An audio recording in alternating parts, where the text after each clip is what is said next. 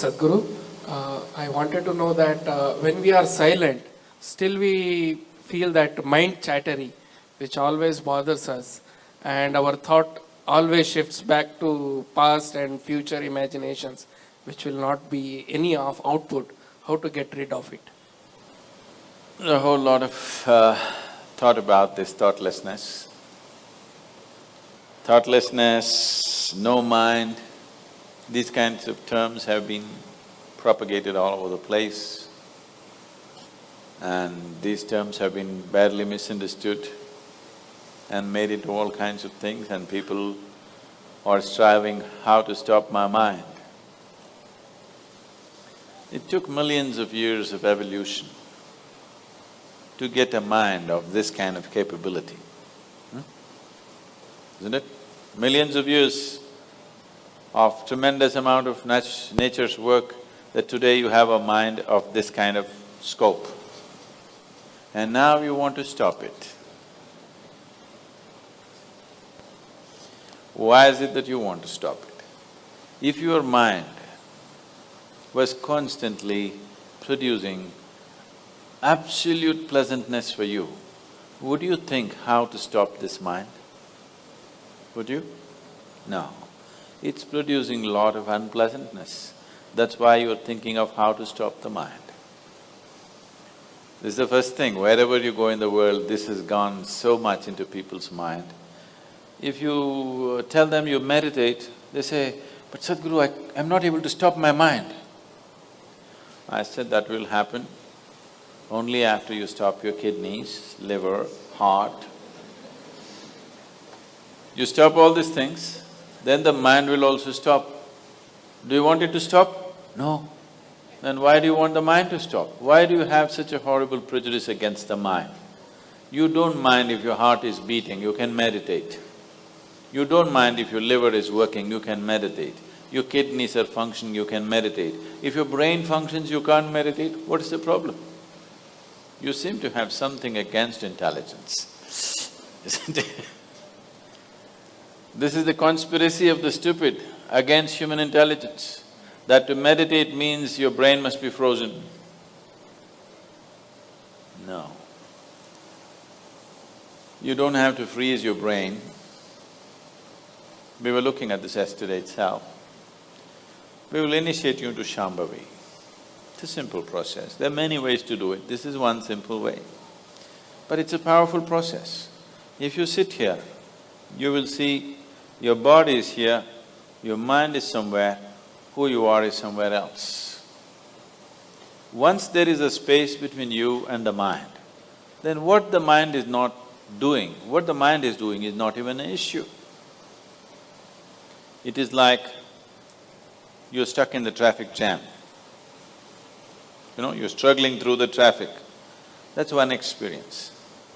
Suppose you are either standing on Chamundi Hill or you're floating in a hot air balloon and look down at all the traffic. Very peacefully, traffic. Why? There's a distance, isn't it? When you're in it, traffic is a different experience. From really high up there, sitting in a hot air balloon, you look down, you can't even hear the sounds. Looks wonderful, traffic, isn't it? Yes or no? Because there's a distance. So once there's a distance between you and your mind's activity, mind is not a problem. Mind is a miracle, it is not a problem. And anyway, if thoughts are going continuously, if you're having a mental diarrhea,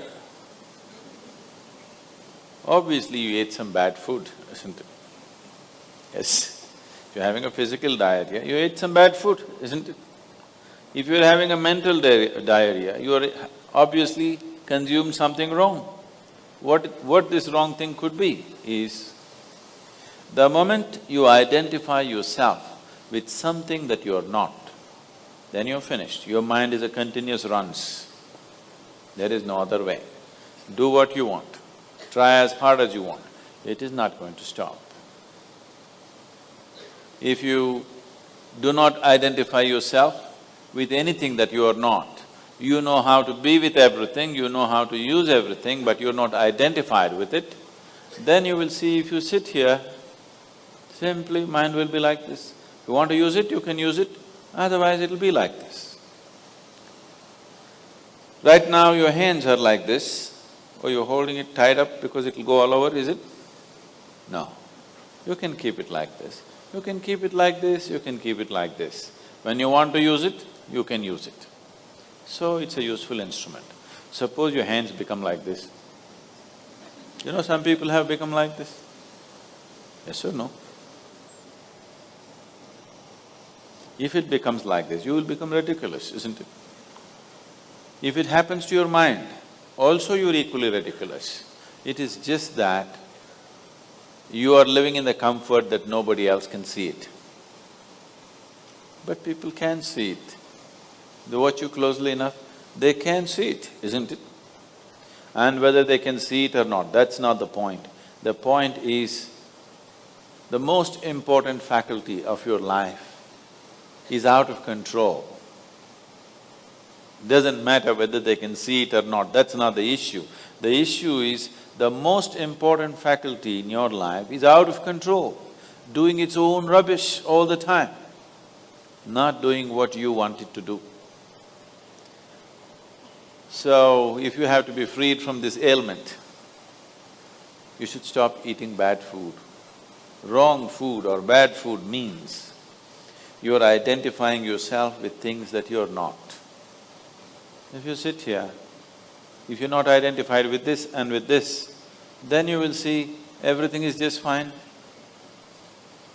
Then your mind will do what you want it to do.